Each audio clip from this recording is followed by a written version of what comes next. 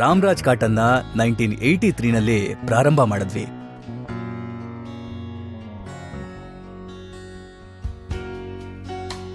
ಒಂದು ಕಡೆ ಶುರುವಾದಂಥ ಈ ರಾಮರಾಜ್ ದೇಶವ್ಯಾಪಿ ಹರಡೋದಿಕ್ಕೆ, ಅಂದರೆ ಅದನ್ನು ವ್ಯಾಪಿಸೋದಿಕ್ಕೆ ಎಷ್ಟು ಸವಾಲಿತ್ತು ಸರ್? ಎಷ್ಟೊಂದು ಕಷ್ಟ ಇತ್ತು? ಚೆನ್ನೈಯಲ್ಲಿ 5 ಸ್ಟಾರ್ ಹೋಟೆಲಲ್ಲಿ 10 ಜನ ಒಳಗ್ ಹೋಗ್ತಾ ಇದ್ವಿ. ಅದರಲ್ಲಿ 9 ಜನರನ್ನ ಒಳಗ್ ಬಿಟ್ರು. ನನ್ನನ್ ಮಾತ್ರ ಸ್ಟಾಪ್ ಮಾಡಿ, ನೀವು ಡ್ರೆಸ್ ಕೋಡ್ ಪಂಚೆ ಉಟ್ಕೊಂಡಿದ್ರ ಒಳಗ್ ಹೋಗಕ್ಕಾಗಲ್ಲ, ಹೊರಗಡೆ ಹೋಗಿ ಅಂತಂದ್ರು. 5 ಸ್ಟಾರ್ ಹೋಟೆಲಲ್ಲಿ ಗಾರ್ಡನ್ ಅಲ್ಲಿ ಒಂದು ಮರದ ಕೆಳಗಡೆ ಕುತ್ಕೊಂಡು ಯೋಚಿಸ್ತಾ ಇದ್ದೆ.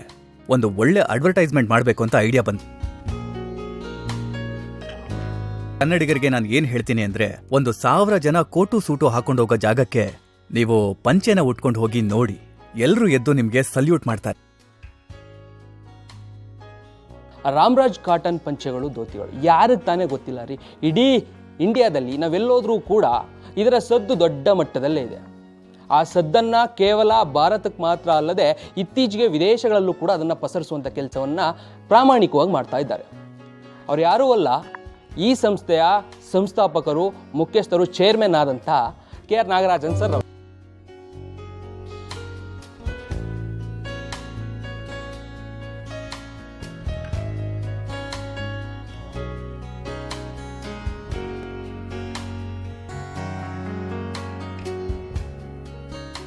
ಇವತ್ತು ಅವ್ರು ನಮ್ಮೊಟ್ಟಿಗಿದ್ದಾರೆ. ಅವರು ಕೇವಲ ಇದರ ಸಂಸ್ಥಾಪಕರು ಮಾತ್ರ ಅಲ್ಲ, ಸೋಷಿಯಲ್ ಆಕ್ಟಿವಿಸ್ಟ್ ಕೂಡ.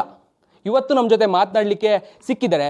ರಾಮರಾಜ್ನ ಇತಿಹಾಸ, ಅವರ ದಿನನಿತ್ಯದ ಚಟುವಟಿಕೆಗಳು, ಇವೆಲ್ಲದರ ಬಗ್ಗೆ ನನ್ನೊಟ್ಟಿಗಿದ್ದಾರೆ, ಮಾತನಾಡಿಸ್ತೇನೆ. ಸರ್ ನಮಸ್ತೆ.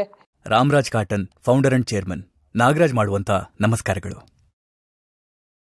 ರಾಮರಾಜ್ ಕಾಟನ್ 1983ನಲ್ಲಿ ಓಪನ್ ಮಾಡಿದ್ವಿ. ಮಾರ್ಕೆಟಲ್ಲಿ ಹೊಸದಾಗಿ ಒಂದು ಬಿಸ್ನೆಸ್, ಒಬ್ಬ ಹೊಸ ಎಂಟರ್ಪ್ರಿನರ್ ಬಂದು ಬಿಸ್ನೆಸ್ ಮಾಡಬೇಕು ಅಂದ್ರೆ ಫಸ್ಟು ಯಾರಾದರೂ ಸರಿ, ಯಾವುದು ಚೆನ್ನಾಗಿ ಮಾರಾಟ ಆಗುತ್ತೋ, ಯಾವುದು ಚೆನ್ನಾಗಿ ತುಂಬ ಲಾಭ ಆಗುತ್ತೋ, ಇವಾಗಿರೋ ಟ್ರೆಂಡ್ಗೆ ಯಾವುದು ಸ್ಟೈಲ್ ಆಗಿರುತ್ತೋ ಆ ಪ್ರಾಡಕ್ಟೇ ಮಾರ್ಕೆಟಿಗೆ ಬರುತ್ತೆ, ಗೆಲ್ಲುತ್ತೆ. ಇದೆಲ್ಲ ಬೇರೆ ಎಲ್ಲಿಗೆ ಹೋದ್ರೂ ಸರಿ, ಯಾರ ಹತ್ರ ಹೋದ್ರೂ ಸರಿ, ಕನ್ಸರ್ನ್ ಇರೋರಾದ್ರೂ ಅಷ್ಟೇ, ಎಲ್ಲರೂ ಹೇಳೋದು ಈ ವಿಷಯನೇ ಹೇಳ್ತಾರೆ. ಆದ್ರೆ ರಾಮರಾಜ್ ಆ ದಾರಿಲಿ ಬರಲಿಲ್ಲ. ಅದೇ ರಾಮರಾಜ್ನ ಸ್ಪೆಷಲ್. ನಿಮ್ಮೆಲ್ರಿಗೂ ಗೊತ್ತು, 400 ವರ್ಷಗಳ ಹಿಂದೆ ನೀವು ಯಾವ ಪಿಕ್ಚರ್ ನೋಡಿದ್ರೂ ಕೂಡ ಇಂಡಿಯಾದಲ್ಲಿರೋ ಎಲ್ಲ ಪ್ರಜೆಗಳು ಉಟ್ಕೊಳ್ತಾ ಇದ್ದಿದ್ದು ಪಂಚೆನೆ. ನಾನು 1960ನಲ್ಲಿ ಹುಟ್ಟಿದ್ದು, 1977ವರೆಗೂ ಓದ್ದೆ. ನನ್ನ ಸ್ವಂತ ಊರು ಬಂದು ಅವಿನಾಶಿ ಪಕ್ಕದಲ್ಲೇ ತಿರುಪೂರ್ ಇದ್ದಿದ್ರಿಂದ, ಓದೋದಕ್ಕೆ ಅನುಕೂಲ ಇಲ್ಲದೆ ಇದ್ದಿದ್ರಿಂದ ನಾವು ಪಕ್ಕದಲ್ಲೇ ಇದ್ದಂಥ ತಿರುಪೂರ್ ಟೌನ್ಗೆ ವಿಜಯಲಕ್ಷ್ಮಿ ಖಾದಿ ಭಂಡಾರ ಅನ್ನೋ ಶಾಪಲ್ಲಿ ಸೇಲ್ಸ್ ರೆಪ್ರೆಸೆಂಟೇಟಿವ್ ಆಗಿ ಕೆಲ್ಸಕ್ಕೆ ಸೇರ್ಕೊಂಡೆ.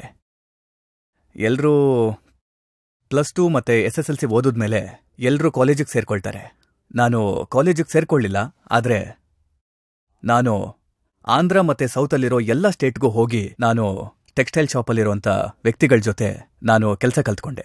ನಮ್ಮ ಏರಿಯಾದಲ್ಲಿ ತಿರುಪೂರಲ್ಲಿ ತುಂಬಾನೇ, ಒಂದು 100-150 ಶಾಪಿಗೆ ಹೋದ್ರೆ ತುಂಬಾನೇ ಪಂಚೆ ವ್ಯಾಪಾರ ಮಾಡೋರು ತುಂಬ ಜನ ಇದ್ರು. ಅದು ಬರ್ತಾ ಬರ್ತಾ ಕಮ್ಮಿಯಾಗಿ ಎಲ್ಲರೂ ಕ್ಲೋಸ್ ಮಾಡ್ಕೊಂಡು ಬೇರೆ ಬಿಸ್ನೆಸ್ಗೆ ಹೊರಟೋದ್ರು. ಪಂಚೆ ಮಾರುವಂಥ ಎಲ್ಲ ಶಾಪ್ಗಳು ಕ್ಲೋಸ್ ಆಗೋಯ್ತು. ನಾನ್ ಕೆಲಸ ಮಾಡಿದ ಶಾಪ್ ಕೂಡ ಕ್ಲೋಸ್ ಆಗೋಯ್ತು. ಮತ್ತೆ ನಾನು ನೆಕ್ಸ್ಟು ಬೇರೆ ಏನಾದರೂ ಕೆಲಸ ಮಾಡಬೇಕು ಅಥವಾ ಇನ್ನೇನಾದರೂ ಮಾಡಬೇಕು ಅಂತ ಆಲೋಚಿಸ್ತಿರುವಾಗ ನನ್ನ ಮೈಂಡಲ್ಲಿ ಬಂದಂಥ ಆಲೋಚನೆ ಏನು ಅಂದರೆ, ನಮ್ಮ ಹತ್ರ ನಾನು ಕೆಲಸ ಮಾಡಬೇಕಾದ್ರೆ ನಮ್ಮ ಶಾಪಿಗೆ ಬರೋವಂಥವ್ರು ಬೇರೆ ಊರಿಂದ ಬರೋವಂಥ ನೇಯ್ಗೆಯವರು ತುಂಬ ಜನ ಬರ್ತಾ ಇದ್ರು. ವಾರಕ್ಕೆ ಒಬ್ಬೊಬ್ರು ಬರ್ತಾ ಇದ್ರು. ಒಂದೊಂದು ಊರಿಂದ ಒಬ್ಬೊಬ್ರು ವಾರಕ್ಕೆ ಬರ್ತಾ ಇದ್ರು.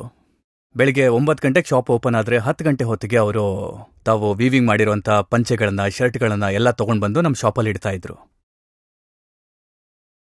ಬೆಳಿಗ್ಗೆ 10 ಗಂಟೆಗೆ ನಮಗೆ ಟೀ ಬರ್ತಿತ್ತು. ಮಧ್ಯಾಹ್ನ ಏನು ಊಟ ಬರ್ತಿತ್ತೋ ಅದನ್ನು ನಾವು ತಗೋತಾ ಇದ್ವಿ. ಮತ್ತೆ ಸಂಜೆ 4 ಗಂಟೆ ಹೊತ್ತಿಗೆ ಟೀ ಮತ್ತೆ ಬಿಸ್ಕೆಟ್ ಬರ್ತಾ ಇತ್ತು, ನಾವು ಅದನ್ನು ತಗೋತಾ ಇದ್ವಿ. ಆದರೆ ಪ್ರಪಂಚದಲ್ಲಿರೋ ಎಲ್ಲರೂ VIP ಗಳು, ಲ್ಯಾಂಡ್ಲಾರ್ಡ್ಗಳು, ಪೊಲಿಟಿಷಿಯನ್ಗಳು, ದೊಡ್ಡ ದೊಡ್ಡ ಸಾಹುಕಾರರು, ಇವರಿಗೆಲ್ಲ ವೈಟ್ ಅಂಡ್ ವೈಟ್ ಬಟ್ಟೆನ ಸಿದ್ಧ ಮಾಡುವಂಥ ನೇಯ್ಗೆ ಅವರು ಮೇಲೆ ಒಂದು ಶರ್ಟು ಇಲ್ದೇ ಇರೋ ಹಾಗೆ, ಕುಡಿಯೋದಕ್ಕೆ ಒಂದು ಲೋಟ ನೀರು ಇಲ್ದೇ ಇರೋ ಹಾಗೆ ಅಂಗಡಿ ಮುಂದೆ ಬಿಸಿಲಲ್ಲಿ ಅವರೆಲ್ಲ ಕೂತಿರ್ತಾ ಇದ್ರು. ಬೆಳಿಗ್ಗೆ 10 ಗಂಟೆಯಿಂದ ಸಾಯಂಕಾಲ 6 ಗಂಟೆವರೆಗೂ ಅವರು ಬಿಸಿಲಲ್ಲೇ ಕಾಯ್ತಾ ಕೂತಿರ್ತಿದ್ರು. ಸಾಯಂಕಾಲ ನಮ್ಮ ಸಾಹುಕಾರರು ಅವ್ರನ್ನ ಕರೆದು ಅವ್ರಿಗೆ ಅವರ ಕೂಲಿ ದುಡ್ಡನ್ನ ಕೊಟ್ಟು ಕಳಿಸ್ತಾ ಇದ್ರು. ಅದನ್ನ ಎಣಿಸ್ ನೋಡ್ಕೊಳ್ಳೋದಿಕ್ಕೂ ಅವ್ರಿಗೆ ಅವಕಾಶ ಇಲ್ದಾಗೆ ಅವರು ಜೇಬಲ್ ಇಟ್ಕೊಂಡು ಬಸ್ ಹತ್ತೋದಿಕ್ಕೆ ಓಡ್ ಹೋಗ್ತಾ ಇದ್ರು. ಹೀಗೆ 1 ದಿವಸ 2 ದಿವಸ ನಡೀತಾ ಇದ್ದಿದ್ದಲ್ಲ, ರೆಗ್ಯುಲರ್ ಆಗಿ ನಡೀತಾ ಇತ್ತು. ನಾನಲ್ಲಿ ಗುಮಾಸ್ತನಾಗಿ ಕೆಲಸ ಮಾಡ್ತಾ ಇದ್ದಾಗ ಇದನ್ನೆಲ್ಲ ನಮ್ಮ ಸಾಹುಕಾರನ್ನ ಕೇಳೋದಿಕ್ಕಾಗ್ತಿರ್ಲಿಲ್ಲ, ಸುಮ್ಮನೆ ಇದ್ಬಿಡ್ತಿದ್ದೆ. ಆದ್ರೆ ಇದರಿಂದ ನನಗೆ ತುಂಬಾನೇ ನೋವಾಗ್ತಿತ್ತು. ಮನುಷ್ಯರು ಇಷ್ಟು ಕಷ್ಟಪಡ್ತಾರಲ್ಲ ಅಂತ. 1 ದಿವಸ ನಮ್ಮ ಸಾಹುಕಾರನ್ನ ಕೇಳಿದೆ, ಅಲ್ಲ ಸ್ವಾಮಿ, ನಾವು ಬೆಳಿಗ್ಗೆ 10 ಗಂಟೆಗೆ ಬ್ಯಾಂಕಿಗೆ ಹೋಗಿ ಹಣನ ತಂದಿಟ್ಕೋಬೋದಲ್ಲ, ಅವ್ರಿಗೆ ಕೊಟ್ಬಿಟ್ರೆ ಅವ್ರು ಹೋಗಿ ಅವ್ರ ಕೆಲಸ ನೋಡ್ಕೋತಾರೆ, ಈ ತರ ಬಿಸಿಲಲ್ಲಿ 1 ಲೋಟ ನೀರು ಇಲ್ದೇ ಇರೋ ಹಾಗೆ ಅವ್ರನ್ನ ಯಾಕೆ ಕೂಡಿಸ್ತೀರಾ ಅಂತ ಕೇಳಿದೆ. ಕೇಳಿದಾಗ ನಮ್ಮ ಸಾಹುಕಾರರು ಹೇಳಿದ್ರು, ನೀನ್ ಸುಮ್ಮನೆ ಇರಪ್ಪ, ಅವ್ರಿಗೆ ನಾವು ಬೇಗ ದುಡ್ಡು ಕೊಟ್ರೆ ಅವರು ಪಕ್ಕದಲ್ಲಿರೋಂಥ ಅಂಗಡಿಗೆ ಹೋಗ್ತಾರೆ, ಅವ್ರೇನಾದ್ರೂ ಜಾಸ್ತಿ ಆರ್ಡರ್ ಕೊಟ್ಬಿಟ್ರೆ ಮುಂದಿನ ವಾರ ನಮಗೆ ಶರ್ಟು ಮತ್ತೆ ಪಂಚೆಗಳನ್ನ ಅವ್ರು ತಂದ್ಕೊಡಲ್ಲ, ಅದಕ್ಕೆ ಅವ್ರನ್ನ ಸಾಯಂಕಾಲದವರೆಗೂ ಕೂಡಿಸ್ಕೊಂಡಿದ್ರೆ ಕಾಸು ಕೊಟ್ಟಿದ ತಕ್ಷಣ ಲಾಸ್ಟ್ ಬಸ್ ಹತ್ತುತ್ತಾರೆ ಅಂತ ಹೇಳಿದ್ರು. ಅವ್ರೇನೋ ಬಿಸ್ನೆಸ್ಗೋಸ್ಕರ ಈಗ ಹೇಳಿದ್ರು ಕೂಡ ನನ್ನ ಮನ್ಸಿಗೆ ಇದರಿಂದ ತುಂಬಾನೇ ಬೇಜಾರಾಯ್ತು. ಅದಕ್ಕೆ ಅಂತ ಪ್ರಪಂಚದಲ್ಲಿರೋ ಎಲ್ಲ ನೇಯ್ಗೆಯವರು ಹೀಗೆ ಇರ್ಬೇಕಾ? ಇದನ್ನ ಯೋಚಿಸಿ ನನ್ನ ಮನ್ಸಿಗೆ ಅವತ್ತು ತುಂಬಾನೇ ನೋವಾಗೋಯ್ತು. ಇದನ್ನೆಲ್ಲ ನೋಡಿ ಅವ್ರ ಮೇಲೆ ನನ್ಗೊಂದ್ ರೀತಿ ಪ್ರೀತಿ ಬಂದಿದ್ರಿಂದ ಎಲ್ರೂ ಅಂಗಡಿನ ಮುಚ್ಚಿಬಿಟ್ರೆ ನೇಯ್ಗೆಯವರು ಎಲ್ಲಿಗೆ ಹೋಗ್ಬೇಕು? ಅದಕ್ಕೆ ನಾವು ನೇಯ್ಗೆಯವ್ರಿಗೆ ಸಪೋರ್ಟ್ ಮಾಡ್ಬೇಕು ಅಂತ ನಾವೇ ಈ ಬಿಸ್ನೆಸ್ ನ ಶುರು ಮಾಡ್ಬೇಕು ಅಂತ ಹೇಳಿ ಒಂದು ಚಿಕ್ಕ ಪೆಟ್ಟಿಗೆ ಅಂಗಡಿ ಇಟ್ಟು ಈ ಬಿಸ್ನೆಸ್ ನ ಶುರು ಮಾಡಿ ಊರಿಗೆ ಹೋಗಿ ನಮಗೆ ವೀವಿಂಗ್ ಮಾಡ್ಕೊಡಿ ಅಂತ ಕೇಳಿದ್ವಿ. ಅವ್ರನ್ನ ಕೇಳಿದಾಗ ಎಲ್ರೂ ಅವ್ರು ನಮ್ಮ ಶಾಪಿಗೆ ಬಂದಾಗ ನಾನು ಅವ್ರನ್ನ ಪ್ರೀತಿಯಿಂದ ಅವ್ರಿಗೆ ಒಡೆ ಕೊಡಿಸ್ತಾ ಇದ್ದೆ ಮತ್ತೆ ಟೀ ಕೊಡಿಸ್ತಾ ಇದ್ದೆ. ಹಾಗಾಗಿ ನನ್ನ ಮೇಲೆ ಪ್ರೀತಿ ಇದೆ ಅಂತ ಒಂದು ಭಾವನೆ ಇತ್ತು.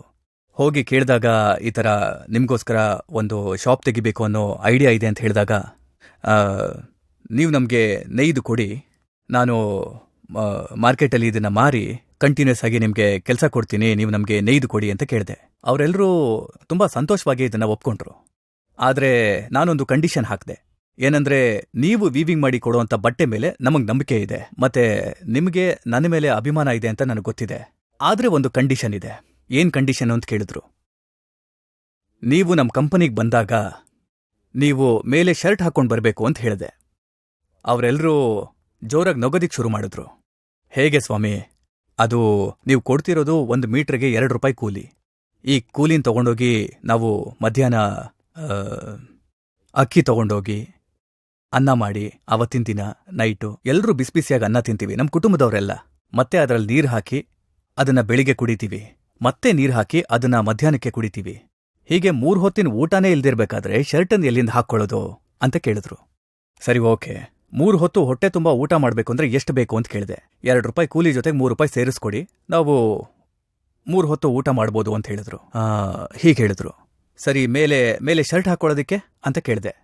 3 ರೂಪಾಯಿ ಬದಲಿಗೆ 4 ರೂಪಾಯಿ ಕೊಡಿ, ನಾವು ಮೇಲೆ ಶರ್ಟ್ ಹಾಕೊಂಡು ಬರ್ತೀವಿ ಅಂತ ಹೇಳಿದ್ರು. ನಾನು ತಕ್ಷಣನೇ ಹೇಳಿದೆ, ಓಕೆ, ನಾನು 2 ರೂಪಾಯಿ ಕೂಲಿನ 4 ರೂಪಾಯಿ ಮಾಡ್ಕೊಡ್ತೀನಿ, ನೀವು 3 ಹೊತ್ತು ಊಟ ಮಾಡಿ ಮತ್ತೆ ಮೇಲೆ ಶರ್ಟ್ ಹಾಕೊಂಡು ಬನ್ನಿ ಅಂತ ಹೇಳಿದಾಗ ಅಲ್ಲಿದ್ದವ್ರು ಎಲ್ಲರ ಮುಖ, ಆ ವೀವರ್ಸ್ ಎಲ್ಲರ ಮುಖ ಒಂದ್ ರೀತಿ 100 ವಾಟ್ಸ್ ಬಲ್ಪಿನ ಥರ ಹೊಳೆಯೋದಕ್ಕೆ ಶುರುವಾಯ್ತು. ಹೀಗೆ ಅವ್ರ ಮುಖನ ನೋಡ್ತಿದ್ದಾಗೆ ನನಗೆ ತುಂಬಾ ಖುಷಿ ಆಗೋಯ್ತು. ಯಾವುದೋ ಒಂದು ದೊಡ್ಡ ಬಿಸ್ನೆಸ್ ಮಾಡಿ ಸಕ್ಸಸ್ ಆಗಿದ್ದೀನಿ ಅಂತ ನನ್ನ ಮೈಂಡಲ್ಲಿ ಅವ್ರ ಮುಖಗಳನ್ನೆಲ್ಲ ನೋಡಿ ಆ ಸಂತೋಷನ ನೋಡಿದಾಗ ಖುಷಿ ಆಯ್ತು ನನಗೆ.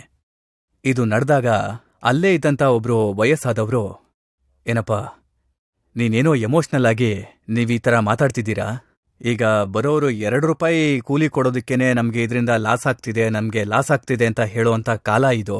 ನೀವು 2 ರೂಪಾಯಿ ಕೂಲಿಗೆ 4 ರೂಪಾಯಿ ಕೊಟ್ಬಿಟ್ಟು ಇದನ್ನ ಮಾರ್ಕೆಟಲ್ಲಿ ಹೇಗ್ ಮಾರ್ತೀರಾ? ಇದನ್ನ ಮಾರೋದು ತುಂಬಾ ಕಷ್ಟ. ನೀವು ಈ ಥರ ಬಿಸ್ನೆಸ್ ಮಾಡಿದ್ರೆ ಸರಿ ಹೋಗೋದಿಲ್ಲ, ನೀನು ಬೇರೆ ಎಲ್ಲಾದ್ರೂ ಕೆಲಸ ಮಾಡ್ಕೋ, ಉದ್ಧಾರ ಆಗೋದು ನೋಡು, ನಿಮಗೆ ಈ ಬಿಸ್ನೆಸ್ ಸರಿ ಹೋಗೋದಿಲ್ಲ ಅಂತ ಹೇಳಿ ನೀವು ಎಮೋಷ್ನಲ್ ಆಗಿ ಏನೋ ತೀರ್ಮಾನ ಮಾಡಿದ್ದೀರಾ. ಹಾಗಂತ ನನಗವತ್ತು ಅಡ್ವೈಸ್ ಮಾಡಿದ್ರು. ಅದಕ್ಕೆ ನಾನು ಹೇಳಿದೆ, ಅಯ್ಯ, ನಾನು ಹೇಳೋದನ್ನ ಕೇಳಿ, ನಾನು ತುಂಬ ಚೆನ್ನಾಗಿ ಸಂಪಾದಿಸ್ಬೇಕು ಅಂದರೆ ತಿರುಪೂರಲ್ಲಿ ಎಕ್ಸ್ಪೋರ್ಟ್ ಬಿಸ್ನೆಸ್ ಇದೆ, ಅದನ್ನ ಮಾಡಿದ್ರೆ ತುಂಬ ಚೆನ್ನಾಗಿ ದುಡ್ಡು ಬರುತ್ತೆ. ನಮ್ಮ ಫಾದರು, ಮದರು ಮತ್ತು ನಮ್ಮ ರಿಲೇಷನ್ಸು ಮತ್ತು ಫ್ರೆಂಡ್ಸು ಎಲ್ಲರೂ ಈ ಪಂಚೆ ಬಿಸ್ನೆಸ್ ಮಾಡ್ತೀನಿ ಅಂತಂದಾಗ ಬೇಡ ಅಂತಂದ್ರು. ನಾನು ಅದನ್ನೆಲ್ಲ ಬಿಟ್ಟು ನಾನು ಪಂಚೆ ಬಿಸ್ನೆಸ್ಸೇ ಮಾಡಬೇಕು ಅಂತ ಬಂದಿರೋದಕ್ಕೆ ಕಾರಣ ಏನಂದ್ರೆ, ನೀವೆಲ್ಲ ತುಂಬ ಕಷ್ಟಪಡ್ತಾ ಇದ್ದೀರಾ, ನಿಮ್ಮಂಥವ್ರೆಲ್ಲ ಮೇಲ್ ಬರಬೇಕು ಅಂತಲೇ ನಾನು ಇದನ್ನ ಮಾಡ್ತಿರೋದು. ನಾನು 6 ವರ್ಷಗಳಿಂದ ಕಲ್ತಿರೋಂಥ ಎಲ್ಲ ಪಾರ್ಟಿಗಳು ನನ್ನ ಹತ್ರ ಇದ್ದಾರೆ. ನಾನಿದನ್ನ ಹೇಗ್ ಮಾಡ್ಬೇಕೋ ಹಾಗೆ ಮಾಡ್ತೀನಿ, ನೀವ್ಯಾರು ಭಯ ಪಡಬೇಡಿ. ನೀವೆಲ್ಲರೂ ಒಟ್ಟಿಗೆ ಬರೋದು ಬೇಡ, ಈಗ ನೀವೊಂದು 50 ಜನ ಬನ್ನಿ, ನಾನು ಮಾಡ್ಕೊಡ್ತೀನಿ. ಆಮೇಲೆ ನಾನು ನಿಧಾನವಾಗಿ 60, 70, 100 ಮಾಡ್ತೀನಿ ಅಂತ ಅವ್ರಿಗೆ ಸಮಾಧಾನ ಮಾಡಿ ನಾನು ಪ್ರಾರಂಭ ಮಾಡಿದ್ದೆ ಈ ರಾಮ್ರಾಜ್. ಇದೇ ಈ ರಾಮ್ರಾಜ್ಗೆ, ಇಷ್ಟು ದೊಡ್ಡ ಬಿಲ್ಡಿಂಗಿಗೆ, ಇಷ್ಟು ದೊಡ್ಡ ವಿಷನರಿಗೆ ಒಳಗಿರುವಂಥ ರೂಟ್ಸ್ ಅಂತ ಹೇಳ್ಬೋದು. ಈ ರೂಟ್ ಏನಿದೆಯಲ್ಲ ಇದು ಹೊರಗಡೆ ಯಾರಿಗೂ ಗೊತ್ತಿಲ್ಲ. ಈಗ ಮರ ದೊಡ್ಡದಾಗಿದೆ, ಎಲೆಗಳು ಹಸಿರಾಗಿರುತ್ತೆ, ಹೂಗಳು ಹಳದಿಯಾಗಿರುತ್ತೆ, ಹಣ್ಣು ಕೆಂಪಾಗಿರುತ್ತೆ ಅನ್ನೋದು ಮಾತ್ರ ಗೊತ್ತಿದೆ.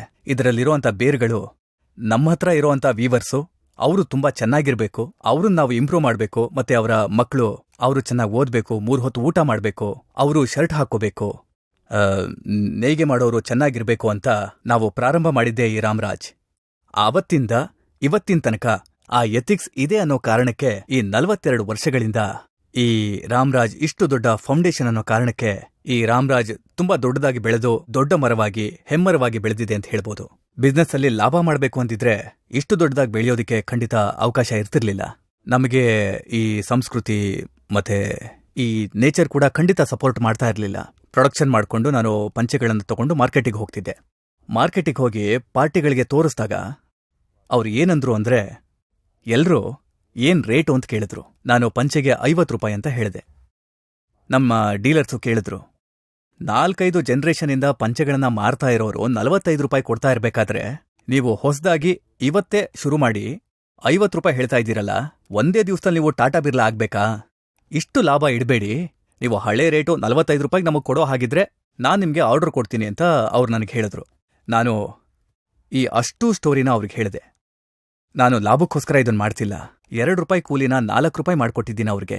2 ಮೀಟರ್ಗೆ 4 ರೂಪಾಯಿ ಜಾಸ್ತಿ ಆಗಿದೆ, ಎಲ್ಲರೂ ಹಾರ್ಡ್ ದರ ಬಳಸ್ತಾ ಇದ್ದಾರೆ, ನಾವು ಕ್ವಾಲಿಟಿ ಚೆನ್ನಾಗಿ ಬರಲಿ ಅಂತ ಕೋಮ್ಟಿ ದರ ಹಾಕಿದ್ದೀವಿ, ಅದಕ್ಕೆ 1 ರೂಪಾಯಿ ಎಕ್ಸ್ಟ್ರಾ. ಈ 45 ರೂಪಾಯಿ 5 ರೂಪಾಯಿ ಏನ್ ಜಾಸ್ತಿ ಇದೆಯೋ ಅದು ನೇಯ್ಗೆ ಅವ್ರಿಗೆ ನಾವು ಕೊಡ್ತಾ ಇದ್ದೀವಿ. ನಾನು ಲಾಭಕ್ಕೋಸ್ಕರ ಇದನ್ನು ಮಾಡ್ತಾ ಇಲ್ಲ. ಅವರು 3 ಹೊತ್ತು ಊಟ ಮಾಡಬೇಕು, ಅವರು ಶರ್ಟ್ ಹಾಕೋಬೇಕು, ಅವ್ರ ಮಕ್ಕಳು ಚೆನ್ನಾಗಿ ಓದಬೇಕು ಅಂತ ಇದನ್ನು ಶುರು ಮಾಡಿದ್ದೀನಿ ಅಂತ ಹೇಳಿದಾಗ ಅವರ ಸಾವ್ಕಾರರು ಕುರ್ಚಿಯಿಂದ ಎದ್ದು ನನ್ನ ಕೈ ಹಿಡ್ಕೊಂಡು, ಅವರ ಕಣ್ಣೆಲ್ಲ ನೀರು ತುಂಬಿಕೊಂಡು ಎಮೋಷ್ನಲ್ ಆಗಿ ನನ್ನ ಕೈ ಹಿಡ್ಕೊಂಡು, ಈ ವಯಸ್ಸಲ್ಲಿ ನಿಮ್ಗೆ ಇಂಥ ಐಡಿಯಾ ಹೇಗ್ ಬಂತು ಅಂತ ಹೇಳಿ, ತುಂಬಾ ಒಳ್ಳೆ ಕೆಲಸ ಮಾಡ್ತಾ ಇದ್ದೀರಾ ಅಂತ ಹೇಳಿ ತಕ್ಷಣ ನನಗೆ ಆರ್ಡರ್ ಕೊಟ್ಬಿಟ್ರು. ಆಗ ನನಗೆ ಅರ್ಥ ಆಯ್ತು ನೋಡಿ, ನಿಜ ಹೇಳಿ ಸರಿಯಾಗಿ ಪ್ರೆಸೆಂಟೇಷನ್ ಕೊಟ್ರೆ ಎಲ್ಲದಕ್ಕೂ ದಾರಿ ಇರುತ್ತೆ ನಮಗೆ ಅಂತ ಅವತ್ತು ಶುರು ಮಾಡಿದ್ವಿ. ಅವತ್ತು ಬಿಗಿನ್ ಮಾಡಿದಂಥ ಟ್ರೂತ್, ಒಳ್ಳೆ ಕ್ವಾಲಿಟಿ ಕೊಟ್ಟು ನಿಜಾನೇ ಹೇಳಿ ನ್ಯಾಯವಾಗಿದ್ರೆ ಬಿಸ್ನೆಸ್ ಗೆಲ್ಲುತ್ತೆ ಅನ್ನೋದಕ್ಕೆ ಉದಾಹರಣೆನೇ ಈ ನಮ್ಮ ರಾಮರಾಜ್. ಒಂದು ಕಡೆ ಶುರುವಾದಂಥ ಈ ರಾಮರಾಜ್ ದೇಶವ್ಯಾಪಿ ಹರಡೋದಿಕ್ಕೆ, ಅಂದರೆ ಅದನ್ನು ವ್ಯಾಪಿಸೋದಿಕ್ಕೆ ಎಷ್ಟು ಸವಾಲಿತ್ತು ಸರ್? ಎಷ್ಟೊಂದು ಕಷ್ಟ ಇತ್ತು? ಈ ಪ್ರೊಡಕ್ಷನ್ ಶುರು ಮಾಡಿದಾಗ ಆ ಪಂಚೆನ ನಾವೇ ಕಟ್ಕೊಂಡು ಎಲ್ಲ ಕಡೆ income tax office, corporation office, GST office, sales tax office, ಫಂಕ್ಷನ್ಗಳಿಗೆ ಎಲ್ಲ ಜಾಗಕ್ಕೂ ಪಂಚೆ ಉಟ್ಕೊಂಡು ಹೋಗ್ಬೇಕಾದ್ರೆ ಅಲ್ಲಿ ನಮಗೆ ದೊಡ್ಡ ಗೌರವ ಸಿಗಲ್ಲ, ದೊಡ್ಡ ಮರ್ಯಾದೆ ಸಿಗಲ್ಲ. ನಮಗೆ ಯಾನ್ ಸಪ್ಲೈ ಮಾಡ್ತಿದ್ದಂಥ ಒಂದು ಇಂಡಸ್ಟ್ರಿ ಅವರು, ಸ್ಪಿನ್ನಿಂಗ್ ಮಿಲ್ ಅವರು, ಅವರ ಮಗಳಿಗೆ ಮದುವೆ ಅಂತ ಹೇಳಿ ಚೆನ್ನೈಯಲ್ಲಿ 5 ಸ್ಟಾರ್ ಹೋಟ್ಲಲ್ಲಿ ಒಂದು ಮ್ಯಾರೇಜ್ ಫಂಕ್ಷನ್ನ ಫಿಕ್ಸ್ ಮಾಡಿಬಿಟ್ಟು ನಮಗೆಲ್ಲ ಒಂದು ಇನ್ವಿಟೇಷನ್ ಕೊಟ್ಟಿದ್ರು. ನಾನು ಮತ್ತೆ ನಮ್ಮ ಜೊತೆ ಇದ್ದಂಥ ಒಂದು 10 ಜನ ಎಲ್ಲ ಸೇರ್ಕೊಂಡು ಆ ಫಂಕ್ಷನ್ಗೆ ಅಂತ ಹೇಳಿ ನಾವು ಹೋದ್ವಿ. ಚೆನ್ನೈಗೆ ಹೋದ್ವಿ, ತಿರುಪೂರಿಂದ ಚೆನ್ನೈಗೆ ಹೋದ್ವಿ. ನೈಟು ಟ್ರೈನ್ ಹತ್ತಿದ್ವಿ, ಮತ್ತೆ ಬೆಳಿಗ್ಗೆ ಇಳಿದ್ವಿ. ಮಾರ್ನಿಂಗ್ ಎಲ್ಲ ರೆಡಿಯಾಗಿ 5 ಸ್ಟಾರ್ ಹೋಟೆಲ್ಗೆ ಹೋದ್ವಿ. 5 ಸ್ಟಾರ್ ಹೋಟೆಲಿಗೆ ಹೋದಾಗ ನಾವು 10 ಜನ ಹೋದ್ವಿ, ಅದರಲ್ಲಿ 9 ಜನರನ್ನು ಒಳಗ್ಬಿಟ್ರು. ನನ್ನನ್ನು ಮಾತ್ರ ಸ್ಟಾಪ್ ಮಾಡಿ, ನೀವು ಪಂಚೆ ಉಟ್ಕೊಂಡಿದ್ದೀರಾ, ಡ್ರೆಸ್ ಕೋಡ್ ಇಲ್ಲ ಒಳಗೆ ಹೋಗೋದಿಕ್ಕೆ ಅಂತ, ಅವಕಾಶನೇ ಇಲ್ಲ ಅಂದ್ಬಿಟ್ರು. ನಾನು ಎಷ್ಟು ಹೇಳಿದ್ರೂ ಕೂಡ ಅವರು ಅವತ್ತು ಒಪ್ಕೊಳ್ಳೇ ಇಲ್ಲ. ನನ್ನ ಜೊತೆ ಬಂದಿದ್ದಂಥ 9 ಜನ ಸಿಟ್ಟಲ್ಲಿ, ಬೇಡ ಬನ್ನಿ ನಾವೆಲ್ಲ ಹೊರಟೋಗೋಣ ಅಂತ ಹೇಳಿ ಹೊರಗೆ ಬಂದು ತೀರ್ಮಾನ ಮಾಡಿದ್ರು. ನಾನು, ಬೇಡ್ರಪ್ಪ, ನಮಗೆ ಯಾನ್ ಸಪ್ಲೈ ಮಾಡುವಂಥ ಮಿಲ್ ಓನರು ಮಗಳ ಮದುವೆಗೆ ಅಂತ ಪ್ರೀತಿಯಿಂದ ಇನ್ವಿಟೇಷನ್ ಕೊಟ್ಟು ಕರೆದಿದ್ದಾರೆ. ಇಷ್ಟು ಗೌರವದಿಂದ ಇನ್ವಿಟೇಷನ್ ಕೊಟ್ಟು ಕರೆದಿರುವಾಗ ನೀವು ಹೋಗಿ ಮಾತಾಡಿಸ್ಕೊಂಡು ಬನ್ನಿ, ನಾನು ಹೋಟೆಲ್ ಹೊರಗಡೆನೆ ವೆಯ್ಟ್ ಮಾಡ್ತೀನಿ, ನೀವು ಹೋಗಿ ಮಾತಾಡಿಸ್ಕೊಂಡು ಬನ್ನಿ ಅಂತ ಹೇಳಿ ನಾನು ಅವ್ರನ್ನ ಸಮಾಧಾನ ಮಾಡಿ ಒಳಗೆ ಕಳಿಸ್ಕೊಟ್ಟೆ. ಆಮೇಲೆ ಏನಾಯ್ತು ಅಂದರೆ, ಅವರು ಹೋದವರು ಬರೋದಕ್ಕೆ ತಡ ಆಗತ್ತೆ ಅಂತ ಹೇಳಿ ನಾನು ಆ 5 ಸ್ಟಾರ್ ಹೋಟೆಲ್ ಗಾರ್ಡನ್ನಲ್ಲಿ ಒಂದು ಮರದ ಕೆಳಗಡೆ ಕೂತ್ಕೊಂಡು ಯೋಚಿಸ್ತಾ ಇದ್ದೆ. ನಾನು ಒಂದು ಸಮಾಜದಲ್ಲಿ ಈ ಪಂಚೆಗೆ ಅಂಗೀಕಾರ ಇಲ್ಲ ಅಂತಂದ ಮೇಲೆ ನಾವಿದನ್ನ ಎಷ್ಟು ದೊಡ್ಡದಾಗಿ ಬೆಳೆಸಿ ಏನು ಪ್ರಯೋಜನ ಅಂತ ಹೇಳಿ, ಅದಕ್ಕೆ ಫಸ್ಟ್ ಸೇಲ್ಸ್ಗಿಂತ ಇದಕ್ಕೊಂದು ಪ್ರೆಸ್ಟೀಜ್, ಇದಕ್ಕೊಂದು ಅಂಗೀಕಾರ ಸಿಗಬೇಕು ಅಂತ ಅದ್ರ ಬಗ್ಗೆ ಯೋಚಿಸ್ತಿರ್ಬೇಕಾದ್ರೆ ಬದಲಾವಣೆ ತರಬೇಕು ಅಂತ ಆಲೋಚನೆ ಮಾಡಿ ಅವತ್ತು ಆ ಮರದ ಕೆಳಗಡೆ ಕೂತಿದ್ದಾಗ ನನಗೊಂದು ಐಡಿಯಾ ಬಂತು. ಇದಕ್ಕೆ ಒಂದು ಅಡ್ವರ್ಟೈಸ್ಮೆಂಟ್ ಮಾಡಿ ಜನಗಳ ಹತ್ರ ಇದಕ್ಕೊಂದು ಬ್ರ್ಯಾಂಡ್ ಅಂಗೀಕಾರ ತರಬೇಕು ಅಂತ, ಒಂದು ರೆಕಗ್ನಿಷನ್ ಸಿಗಬೇಕು ಅಂತ, ಒಂದು ಒಳ್ಳೆ ಅಡ್ವರ್ಟೈಸ್ಮೆಂಟ್ ಮಾಡಬೇಕು ಅಂತ ಅವತ್ತು ಐಡಿಯಾ ಬಂತು. ನಮ್ಮ ಫ್ರೆಂಡ್ಸ್ ಎಲ್ಲ ಬಂದ್ರು, ಅವ್ರನ್ನ ವಾಪಸ್ ಕಳಿಸಿ ನಾನು ಚೆನ್ನೈನಲ್ಲೇ ಇದ್ದು ಒಂದು 5-6 ಅಡ್ವರ್ಟೈಸ್ಮೆಂಟ್ ಕಂಪ್ನಿ ಜೊತೆ ಮಾತಾಡಿ ಆಗ ಒಂದು ಅಡ್ವರ್ಟೈಸ್ಮೆಂಟ್ ಮಾಡಿ ಸಲ್ಯೂಟ್ ರಾಮರಾಜ್ ಅಂತ ಒಂದು ಅಡ್ವರ್ಟೈಸ್ಮೆಂಟ್ ಮಾಡಿದ್ವಿ. ಅಡ್ವರ್ಟೈಸ್ಮೆಂಟ್ ಅಂತ ಹೇಳಿದಾಗ ಯಾರ್ಯಾರೋ ಏನೇನೋ ಕಾನ್ಸೆಪ್ಟ್ ಹೇಳಿದ್ರು, ಆದ್ರೆ ನನ್ಗೆ ಅದ್ಯಾವುದೂ ಇಷ್ಟ ಆಗ್ಲಿಲ್ಲ. ನಾನೇ ಒಂದು ಕಾನ್ಸೆಪ್ಟ್ ಅನ್ನು ಹೇಳಿದೆ, ನಾವು ಎಲ್ಲಿಗೆಲ್ಲ ಪಂಚೆ ಉಟ್ಕೊಂಡು ಹೋದ್ವೋ ಅಲ್ಲೆಲ್ಲ ಏನಾಯ್ತು ಅಂತಂದ್ರೆ ನಮ್ಗೆ ಬರೀ ಅವಮಾನನೇ ಆಯ್ತು. ಆ ನೆಗೆಟಿವ್ನೆಲ್ಲ ಪಾಸಿಟಿವ್ ಆಗಿ ಬದಲಾಯಿಸಿ ಅಂತ ಹೇಳಿದ್ವಿ. ಹಾಗೆ ಆಕ್ಟರ್ ಜಯರಾಮ್ ಅವರನ್ನ ಇಟ್ಕೊಂಡು ಬೆನ್ಸ್ ಕಾರಲ್ಲಿ ಅವರು ಬರೋ ಹಾಗೆ ಮಾಡಿ, ಇದೆಲ್ಲ ಎಲ್ಲೂ ಆಗಲ್ಲ. ಪಂಚೆ ಉಟ್ಕೊಳ್ಳೋರು ಅಂದ್ರೆ ಸಾಮಾನ್ಯವಾಗಿ ಬಡವರು, ಮತ್ತೆ ವ್ಯವಸಾಯ ಮಾಡುವಂತವ್ರು ಹವಾಯಿ ಚಪ್ಪಲಿ ಹಾಕೊಳ್ತಾರೆ, ಸೈಕಲ್ನಲ್ಲಿ ಬರ್ತಾರೆ, ಇಲ್ಲಾಂತಂದ್ರೆ ಒಂದು TVS 50 ಇರುತ್ತೆ. ಆದ್ರೆ ಅವ್ರನ್ನ ಬೆನ್ಸ್ ಕಾರಲ್ಲಿ ಬರೋದಕ್ಕೆ ಹೇಳಿದ್ವಿ. ಪಂಚೆ ಕಟ್ಕೊಂಡು ಪಾವರ್ಟಿನಲ್ಲಿ, ಎಲ್ಲರೂ ಪಾವರ್ಟಿಲಿ ಬಡತನದಲ್ಲೇ ಇರ್ತಾರೆ ಅಂತ ಹೇಳ್ತಾರೆ. ಅದನ್ನ ಮೀರಿ ಒಂದು ಒಳ್ಳೆ ಪರ್ಸನಾಲಿಟಿ, ಹ್ಯಾಂಡ್ಸಮ್ ಆಗಿರೋ ರೀತಿನಲ್ಲಿ ನಮ್ಮ ಆಕ್ಟರ್ ಜಯರಾಮ್ ಅವರನ್ನ ಅಂಬಾಸಡರ್ ಮಾಡ್ಕೊಂಡು, ಆತ ಸಾಮಾನ್ಯವಾದ ಮನುಷ್ಯ ಅಲ್ಲ, ಒಬ್ಬ ಬಿಸ್ನೆಸ್ ಮ್ಯಾನ್ ಅಂತ ಪಕ್ಕದಲ್ಲೇ ಒಬ್ಳು ಮಿಡಿ ಹಾಕಿರೋಂಥ ಹುಡುಗಿನ ನಿಲ್ಲಿಸಿ ವರ್ಲ್ಡಿಂದ ಅಂದರೆ ಬೇರೆ ಬೇರೆ ದೇಶಗಳಿಂದ ಕೋಟು ಸೂಟು ಹಾಕೊಂಡು ಬಂದಿರೋರ ಹತ್ರ ಹೋದಾಗ ಅವರು ಕಾಂಟ್ಯಾಕ್ಟಲ್ಲಿ ಸೈನ್ ತಗೊಳ್ಳೋ ರೀತಿನಲ್ಲಿ ಮಾಡಿ, ಅವರು ಕಾರಿಂದ ಇಳಿಬೇಕಾದ್ರೆ ಕಾಲೇಜ್ ಹುಡುಗರು ಅವ್ರಿಗೆ ಮರ್ಯಾದೆ ಕೊಡೋ ಹಾಗೆ ಮಾಡಿ, ಮ್ಯೂಸಿಕ್ ಮಾಡೋರು ಕೂಡ ಅದನ್ನ ಒಂದು ಮೆಡಿಟೇಷನ್ ಥರ ಮಾಡಬೇಕು ಅಂತ ಹೇಳಿ ಅವ್ರನ್ನ ಬರೋದಕ್ಕೆ ಹೇಳಿ ಅವ್ರಿಗೆ ಮರ್ಯಾದೆ ಕೊಟ್ಟು ಮ್ಯೂಸಿಕ್ ಮಾಡ್ತಾರೆ.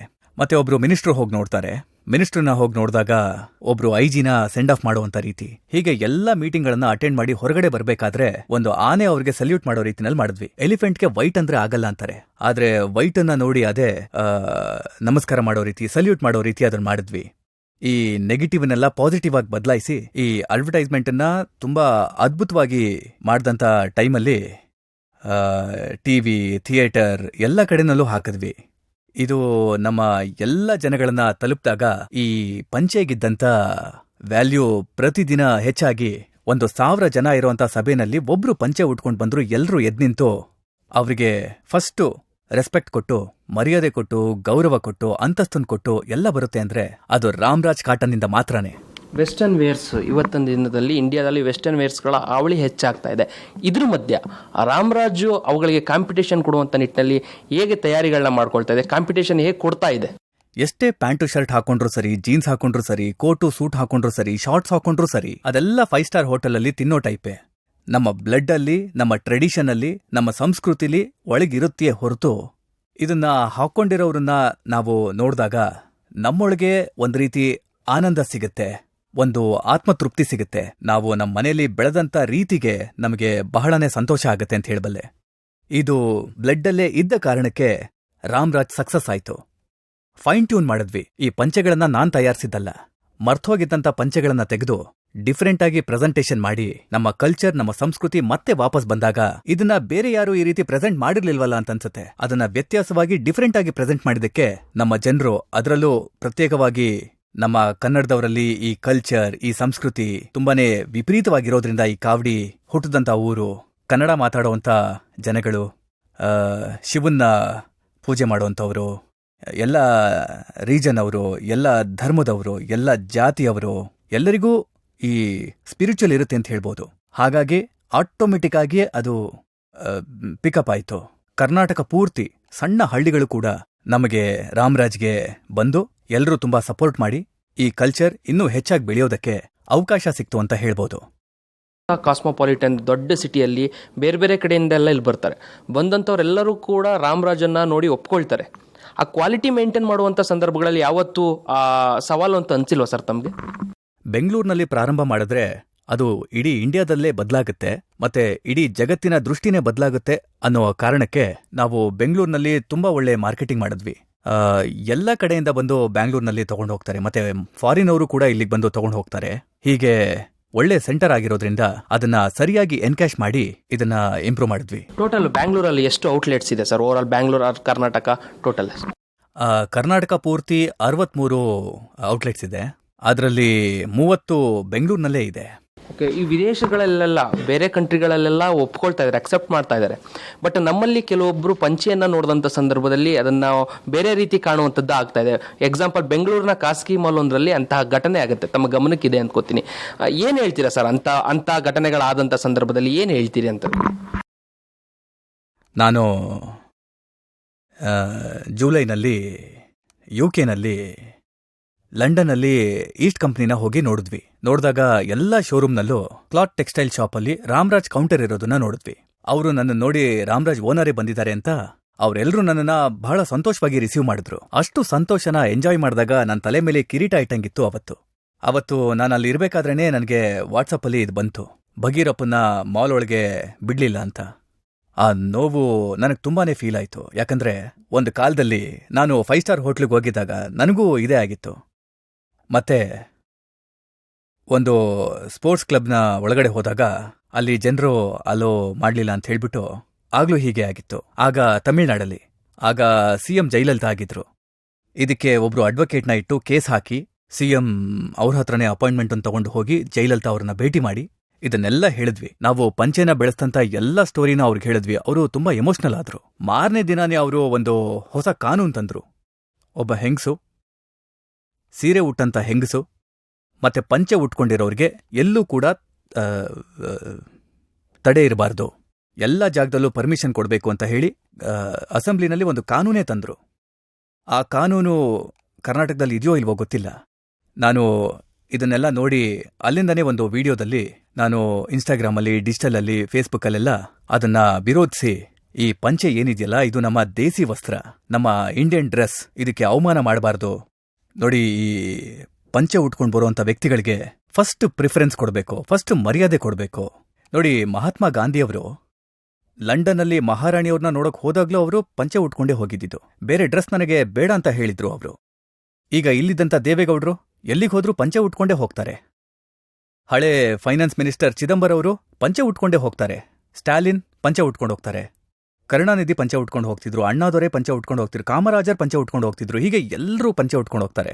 ಹೀಗಿರ್ಬೇಕಾದ್ರೆ ನಾವು ಪಂಚೆಗೆ ಯಾಕೆ ಅವಮಾನ ಮಾಡಬೇಕು ಹೇಳಿ? ಫೈನಲ್ ಆಗಿ ಸರ್, ಕನ್ನಡಿಗರಿಗೆ, ಕರ್ನಾಟಕದ ಜನತೆಗೆ ಏನ್ ಹೇಳ್ತೀವಿ? ಕನ್ನಡಿಗರಿಗೆ ಏನ್ ಹೇಳ್ತೀನಿ ಅಂದ್ರೆ, 1000 ಜನ ಕೋಟು ಸೂಟು ಹಾಕೊಂಡೋಗೋ ಜಾಗಕ್ಕೆ ನೀವು ಪಂಚೆ ಉಟ್ಕೊಂಡು ಹೋಗಿ ನೋಡಿ, ಎಲ್ರೂ ಎದ್ದು ನಿಮ್ಗೆ ಸಲ್ಯೂಟ್ ಮಾಡ್ತಾರೆ. ಇದನ್ನ 42 ಇಯರ್ಸ್ ಇಂದ ರಾಮರಾಜ್ ಮಾಡ್ಕೊಂಡು ಬರ್ತಾ ಇದೆ.